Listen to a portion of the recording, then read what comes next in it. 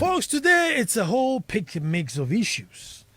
And believe it or not, I started it very, very harsh and combative. But as I did my read through and write out, I tamed down, I realized that yes, definitely age is coming up, catching up with me. In my younger days, I would have been like a bull in a ring, but I think age is coming up. So, folks, I want to start with my own constituency, which is Asiojamai. Our current MP is Honorable Thomas Ampem Nyako, NDC, of course. And Asiojamai is predominantly Akwamu, Enum, and Buso. They form the Asiojamai district there. Those of you to get your bearings, the Akosombo, Atimpoku area, that's what we're talking about. Folks,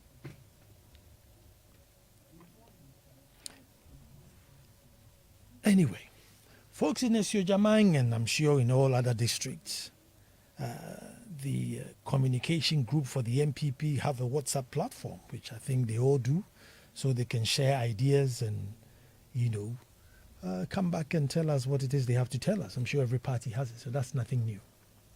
But this is it, folks. Some time ago in May, those of you who follow, I did a show. And on that show, I was expressing concerns of our current state in Ghana, where almost all the indices are pointing the wrong direction. Hardships, real hardships, jobs for the youth, waters being polluted, economy, currency. Now, this is where Dr. Bawumia took center stage before they came into power with his economic prowess. And he lamented to us about how sorry our predicament was then, giving us hope that the city could be stronger. So I said, the good doctor owes it to us to give some explanations as to why we are here today. And then he can proceed to ask for votes. I thought it was a fair request. But to brush matters aside, like nothing has happened, business as usual, and ask for votes doesn't sit well with me and many people. Just explain to us why we're here. Folks, this has ruffled so many feathers. Honestly, I've done really, I think I've done harder shows and everything on this show, but this has really ruffled feathers and continues to.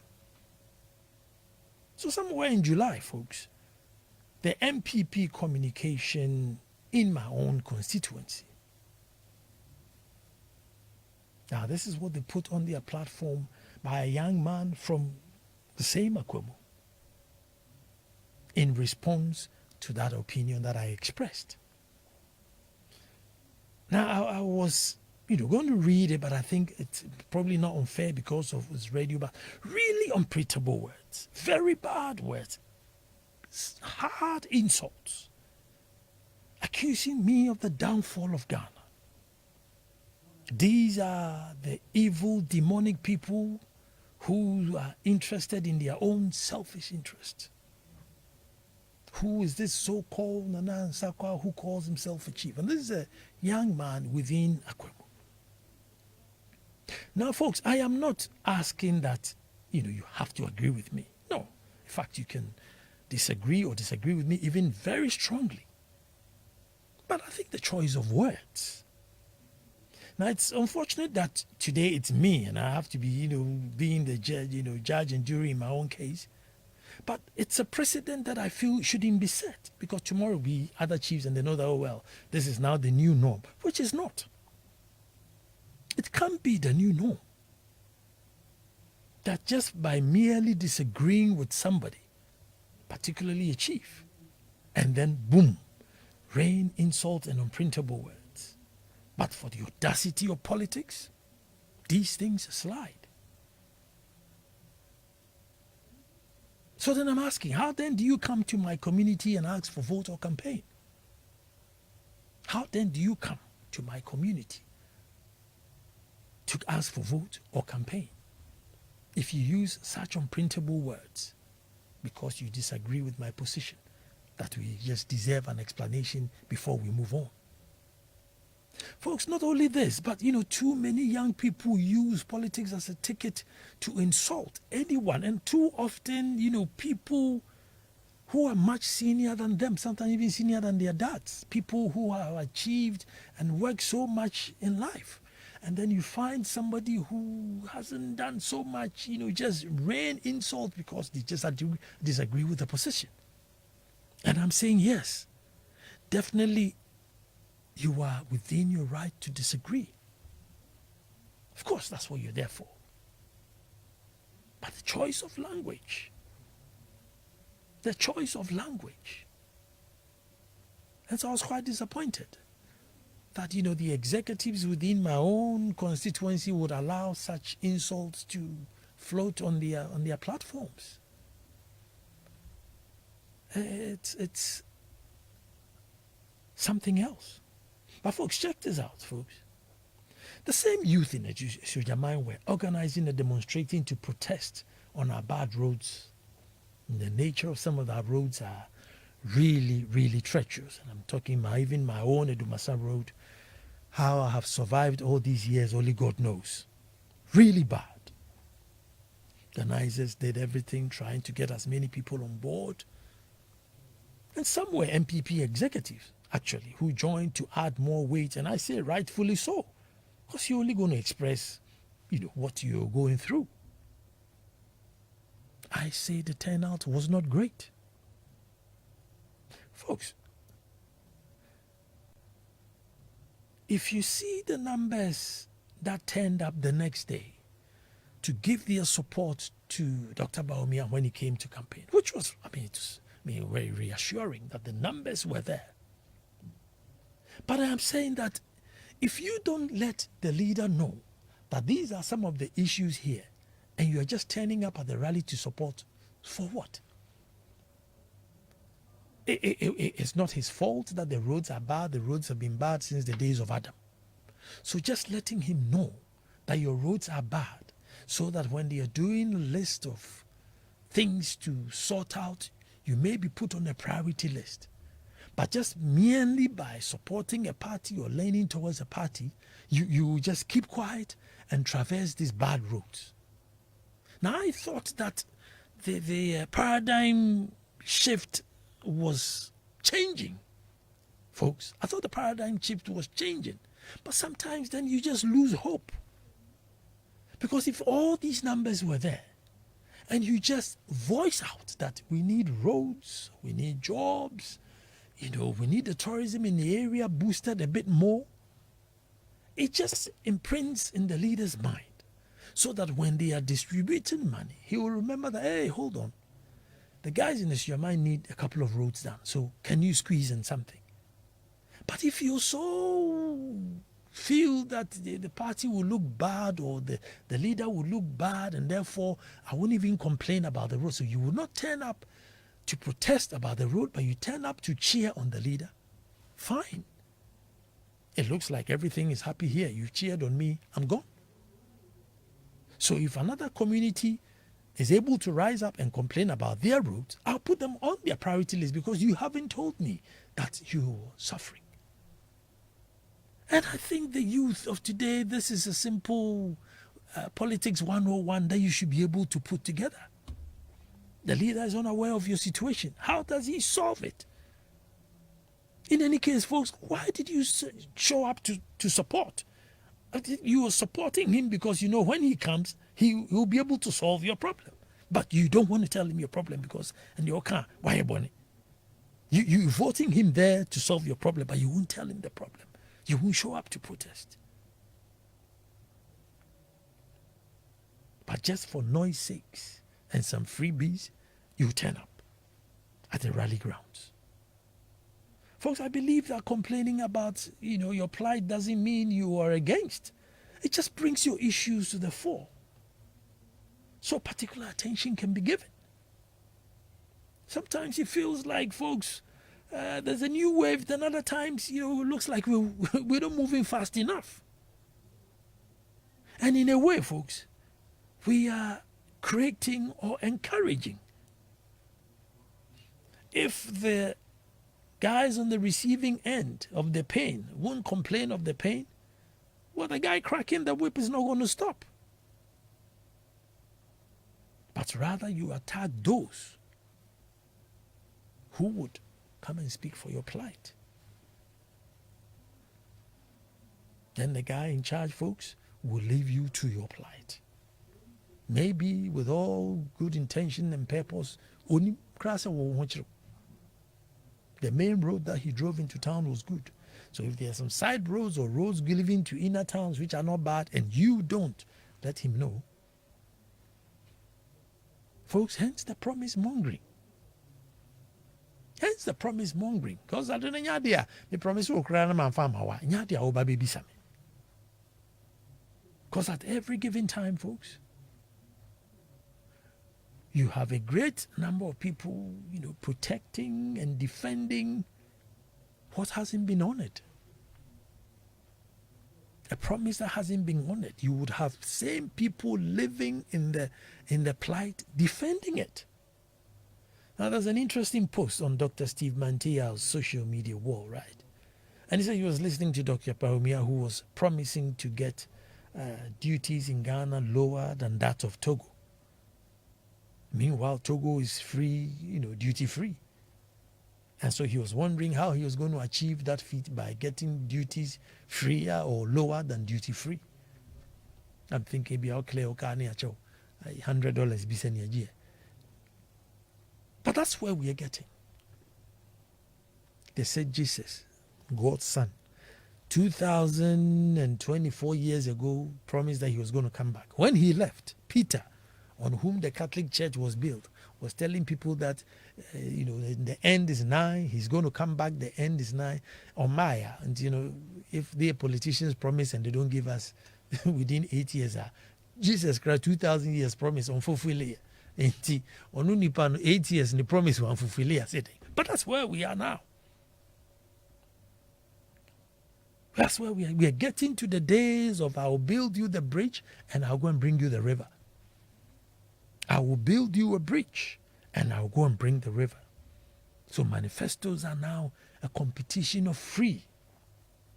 I will give free cassava. Oh, then I will give you the free plantain. Oh, well, I'll give you the free pistol. Oh, then I'll give you the free mortar. Oh, as for us, we'll even get somebody to come and pound the fufu for you. So you just read through the other party's manifesto, see what they are offering for free, and then you just double it. And we are saddled with debt. Huge debt, paying for all these free lunches because somebody has to pay for it. And alternatively, or ultimately, it becomes us. And the cost of living is becoming unbearable because we need to pay for all these freebies.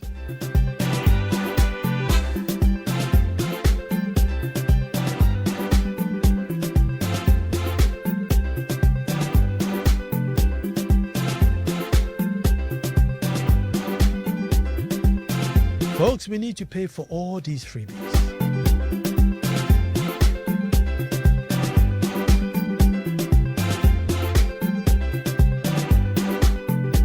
In one breath, we are not collecting enough revenue, and in the next breath, we are going to pay for everything.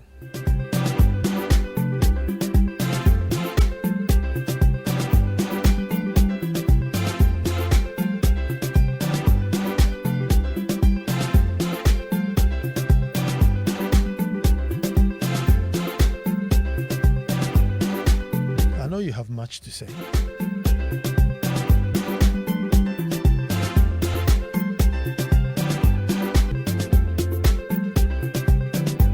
And it's 0302-216-541.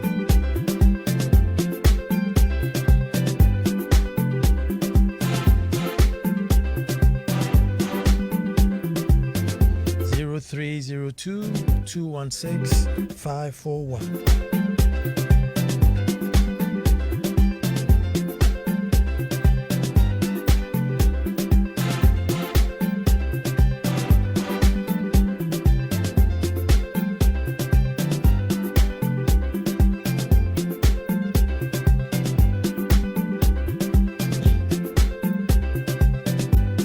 The audacity of politics.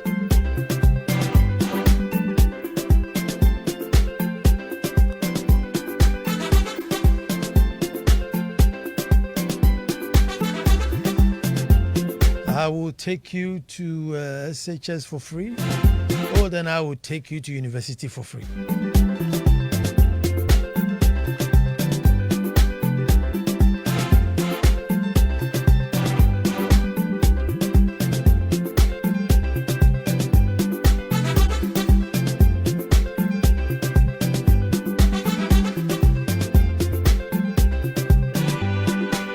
Zero 0302 216 541.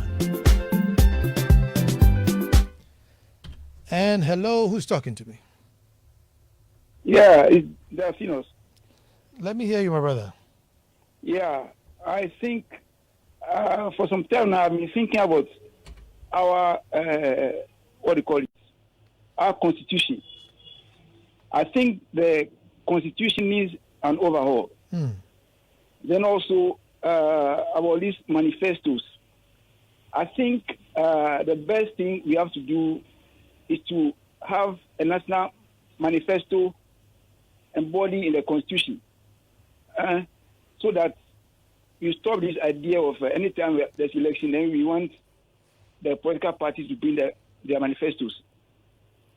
Until this issue is resolved, where the manifesto, we have a national manifesto, we shall continue having this question of promises upon promises. Anytime we have election, every party comes and then they are competing with the manifestos, which is just a competition of promises and promises and promises. So I think we have to look at that. Thank you very much, my brother. I mean, but if they promised and we demanded, if they promised and we really demanded that, hey, you asked that you were going to give us 2 houses, and I don't know where the 2 houses are, and we demand for it, maybe they'll be scared to make the promise. But it's like, we vote based on the empty promise, and we don't demand, what was promised. So even if we do a national manifesto where everybody has to come and toe a particular line, I would then just say, okay, well, now we are constructing the road from Accra to Tamale. So I can't just come and say, well, I'm doing the one to Takrady. I have to come and continue. If the first one does it to, let's say, Apigua, I need to come and do it to Nkoko. I just say, Nkoko. Nobody will come and ask me again. Hello, who's asking? Nana, this is Kobna. Kobna, let me hear you. Yes. Nana, you see, the insults, they are insulting you. Mm-hmm. And those who are doing that are the fanatical party members. All they're trying to do is to protect the kind of political party system, that strategy, where only party folks with party cards benefit. That's the reason why over the years you hear that only party members are getting scholarships to America, to the United Kingdom, to Europe, to pursue programs that are being run in Ghana at a cheaper cost. And it cuts across both politicians and friends and members of the university fraternity who have entrenched themselves in the party. So they are the people who are insulting, and those are the people who want to come against you when you speak against their party. But let me make this last point. Nana, if you tell me that these politicians don't know what is going on in your communities, the problems in the communities, you might be wrong. They know it in opposition. They know it. They know what is really going on. But they don't want to do anything about it. And their party folks, they don't want to be on the short end of it, so they come to protect their leader. And that's what is going on. And that's the reason why the following day you saw all of them trooping in to support Bawumia. Let me make the last point, Nana. Nana, I live in the United States, so I always try to cite an example. I lived here when Barack Obama was president, right? But under Barack Obama, what happened was that in America they have something called the political platform, which is synonymous with our manifesto. But nobody hears about it, right? Nobody hears about political platform. But everything is in there, from transportation to education. Everything is in there. But the leader has a short list of a few points that he wants the people to know. Let's say healthcare, education, and that's what we all know. So we need to go back to that. We don't need any manifesto. We don't need any manifesto. We need the leaders to identify, prioritize what they really want to do for the country. If it's 5 items that they want to do, they should let us know about it. Governor, I think I agree. Hello, Nana. I think I agree with you. So that's what they need to do, Nana. And with the free port issue, Alan Chamanti explained it, I think last week on Pan-African TV. And that's why, Nana, I beg you, invite Alan Chamanti at least one Monday. We will listen to you. We won't even ask questions of you. Bring Alan Chamanti. That man is he's a think tank of knowledge. And that's the only way we can move forward. If we rely on this MPP and NDC, like I said, they are always giving freebies in the manifesto. And I told you, in America, they have something called the political platform, where they have all the promises there, but nobody hears about it. The leader has a short list of about 4 or 5 items, and that's what all of us know about.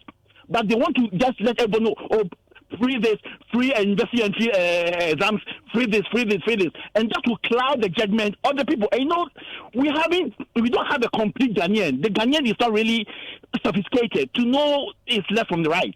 Let me leave you for others to contribute. Governor, thank you very much. Hello, and who's talking to me? Yeah, good evening. I hope you're doing well. I'm good. Ajiman Joseph, right? Yes, Let me hear you. And this is one of the most important and critical issues you are raising. In the Bible, if it's Matthew 7:7, we should seek, ask, and find. Either to be given to us, you find it. So, they come and promise us. You see, I could see that we are allowing ourselves to be toyed by our lives. We allow ourselves for them to toy with our lives. Because they know that, oh, you can come on the platform and speak. When you don't they don't ask anything from us. They don't demand anything from us. So, you have to be demanding from them. Have you forgotten that on this date, you stood on the platform, said this, I'm going to provide this, I'm going to provide that.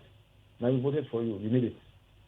If you are not giving it to us, bear in mind, the voting time will come, they will not vote for you. Then you remind them that they cannot play with your life. But I think the media should take part in this. The media should help for this agenda to work perfectly.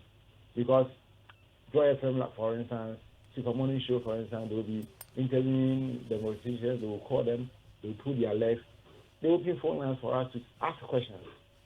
You understand? So I think with this, the media should play a major role so that this demand is made. And it's a very good presentation. God bless you. Thank you very much. 0302216541. Hello, who's talking to me? Hi, good evening. Good evening. Yeah, Nana question. Nana question, let me hear you. So, Nana, how do we demand from them what they promise? How? Because I've been thinking, unless maybe we sit and endure the nonsense, and when it's 4 years, we go and vote them out. Apart from that, what else? Well, I mean, if I use my own, area, for instance, we are all traveling on the road. It doesn't mean that we don't support the party. What we're saying is that we are quite not say, but you haven't noticed it. And so we're just bringing it to your attention.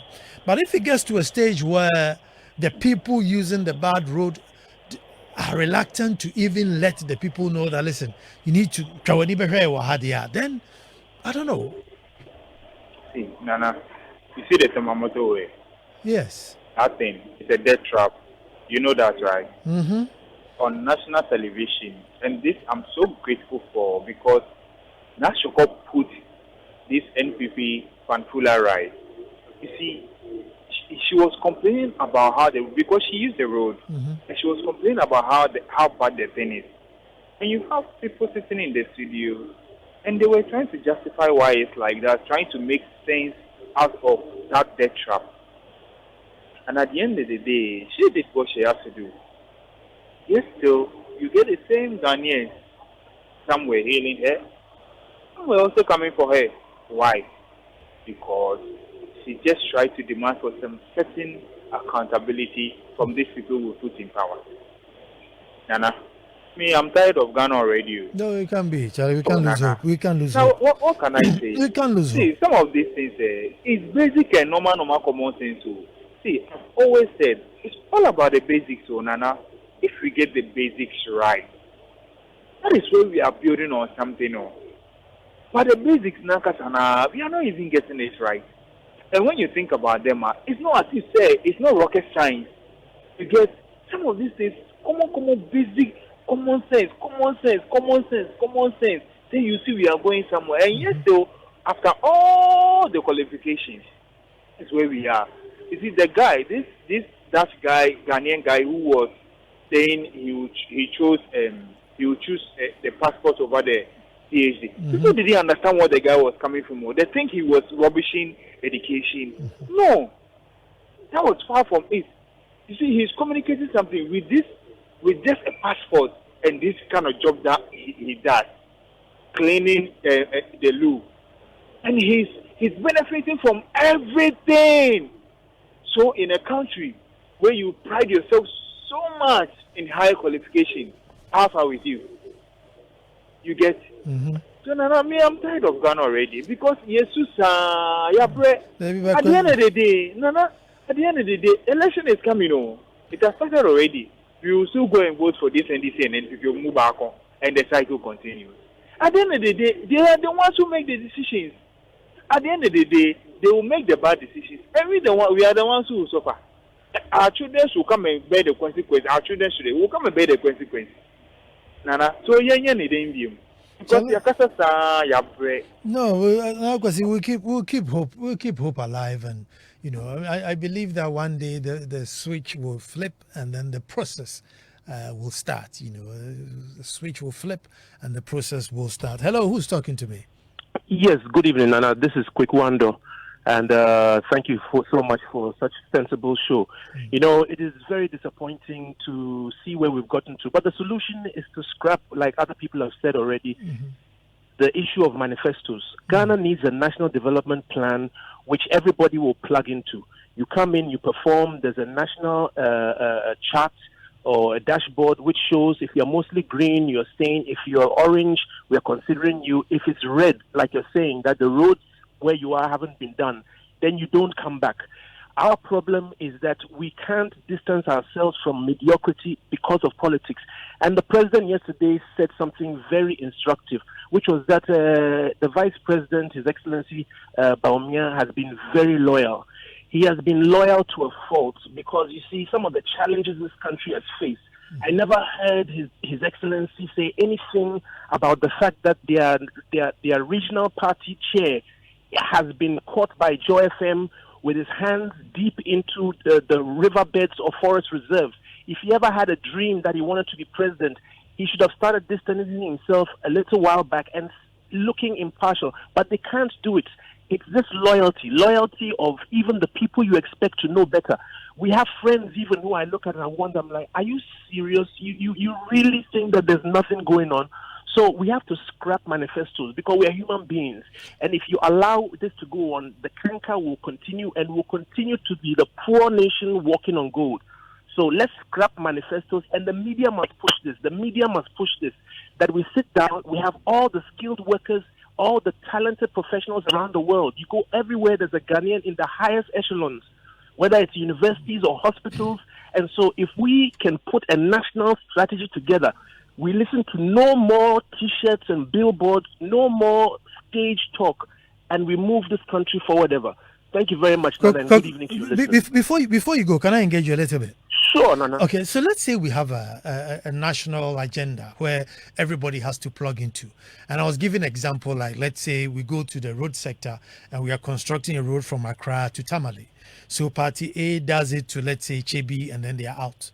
Party B comes and says, oh, me, I'll do it to Kumasi. If they get to Esiakwa and don't continue, if we still don't demand from them that, hey, you asked us that you're going to get to Kumasi and you're not there, and therefore we're going to punish you for it, it will still come back at the same joint where they will all come and plug into the national agenda, but we don't demand from them where they tell us, what they told us they'll get to.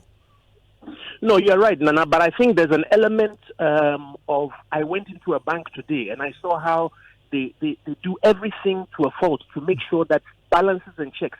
So if there's a percentage increase in the road infrastructure that is required by the next 4 years and you don't make it, there can't be a discussion about it. So if you want to choose Volta region to develop it, make sure that you do 15% or whatever is a set target, so that there's no discussion about it. It's just clear and straightforward.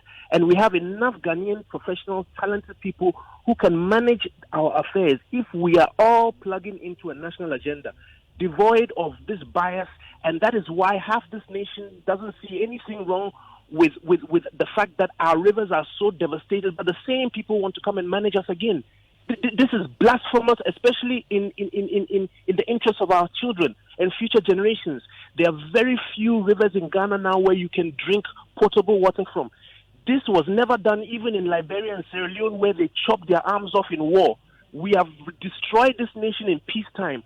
So I'm calling on sane-minded Ghanaians. They say you have to be sane to vote, be of good mind to vote. Where are these people? It's as if half this nation sleeps every 4 years, and then they wake up. And the funniest thing is going to be hearing people in opposition immediately after, as if they had nothing to do with where we are now. But I'm most concerned about the destruction to the environment, because all said and done, when you don't have an environment that nurtures you, then we are gone.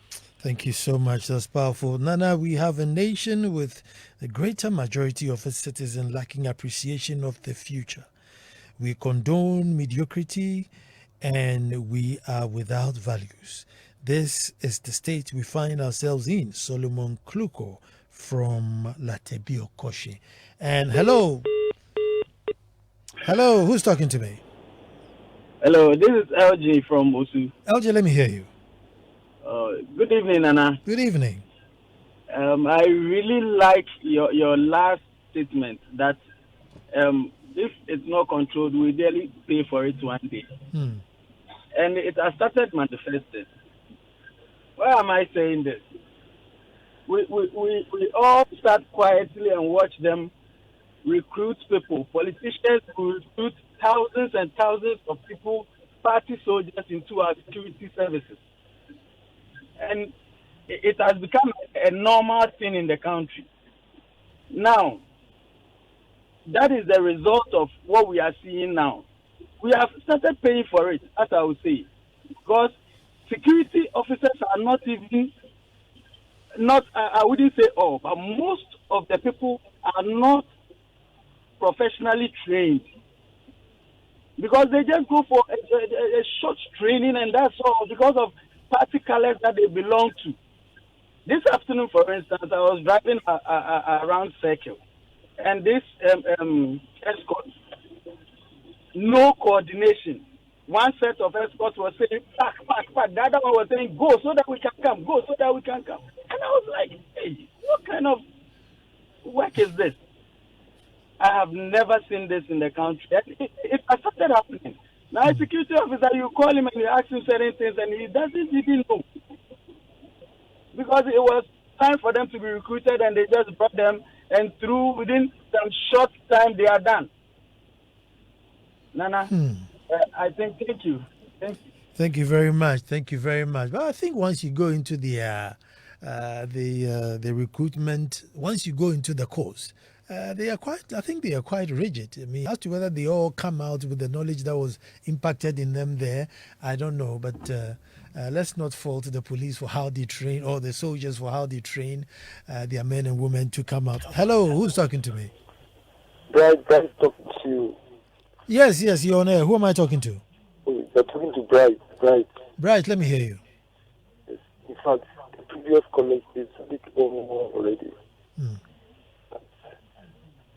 Can I ask you a question, Anna? Let's go.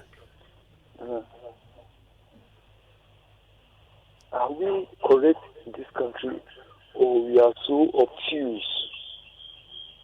No, we are hanging in there. Your radio is on, so it's giving me a lot of feedback. Let me say this.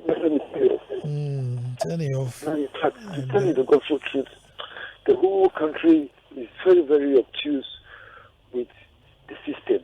That's why the politicians keep on dangling our heads like that. You see? Because as the previous callers talk about national manifesto, all manifestos apart from national manifestos are all useless. They have no significance. Nana. Do you know that? Hello. Let me hear you. Make your point. Yes, the national manifesto is what we need in this country to move this country. And as you said, if the president comes and doesn't do what is in the national manifesto and come and chop our money and go, we cannot hold the president responsible because we are so. I don't know the word. Thank you very much. Your emotions and passions tells it all. Hello, who's talking to me? Yes, Nana. Yes. So, you see, I'm back here. I want to just contribute a little bit to the road example you gave about the national manifesto. See, Nana, this is what is going to happen. If we are able to do that, which means that the constitution is it will be amended to the extent that it will not be optional for you to decide whether you want to continue or not. So I'm saying, even if you promise that you are doing a 200 kilometers and you do 50, yes, you weren't able to complete it. But you see, what will happen is that when the next government comes, you have no option that to continue it. Unlike right now, what you have right now, they'll stop it, that if someone continue and get somewhere, and after you know already, then they will leave it and the whole thing will scatter again. They will go and spend a whole lot of money to come and start all over to construct the same road again. Now, if you have to quantify how much this abandoned project of this country is costing us, you'll be amazed. So if we have a national manifesto, anything you want to do aside that is secondary. This is the direction that we are going. Slow motion is better than no motion, right? Look, let me give you an example. There's a school in Adenta Flats, right? So I hear the NDC started one. They built it all the way to roofing level, and then they lost power. So when the MPP came, instead of completing the one roof, they also started this, and they also built it all the way to the roof and left it. So there's literally two huge uncompleted schools sitting left and right of each other. I mean, that's a true story. In Adenta Flats or something. When I was told the story, I just couldn't believe. Yeah, so. Always in India when we I must be see media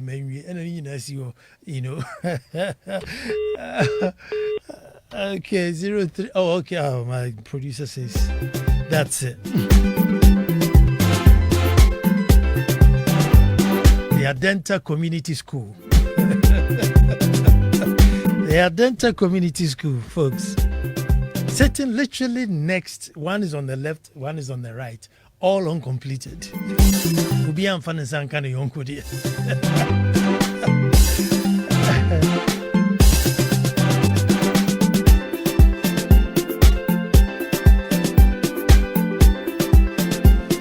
This one says, Nana, when you and I were growing, teenagers didn't indulge in crimes of killing for money.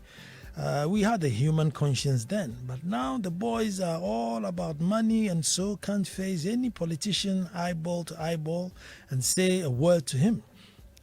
But will come out for campaign. We are in a country where motorway is now being repaired with bitumen. We saying William Cecil. Charlie, but if you use the motorway, you'll be glad to have the bitumen on it. I'm telling you. If you use the motorway, you will be glad to have the bitumen on it. Sometime about 2 a.m., I bust a tie on the motorway, right? Likely I had my two boys with me. 2 a.m., bam, tie gone.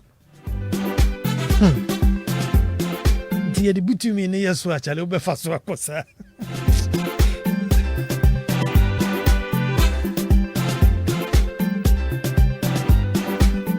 Well, folks, that's what we do every Monday.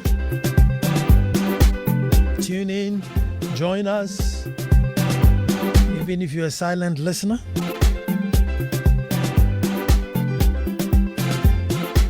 Add your voice, take some out, add some.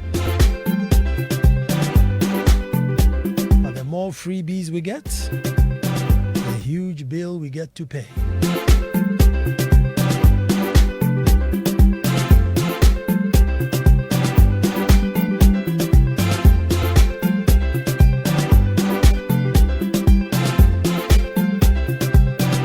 I am Nana Ansah Kwao. Hey, let me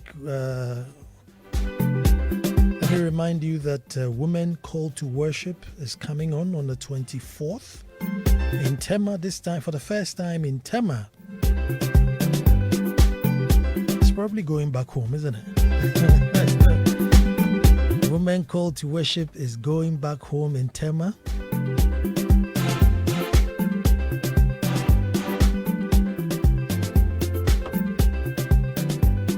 Saturday, 24th of August, Fountain Gate Chapel, Community 11, behind the Shell filling station, 1 p.m. sharp. It's free, it's free, it's free.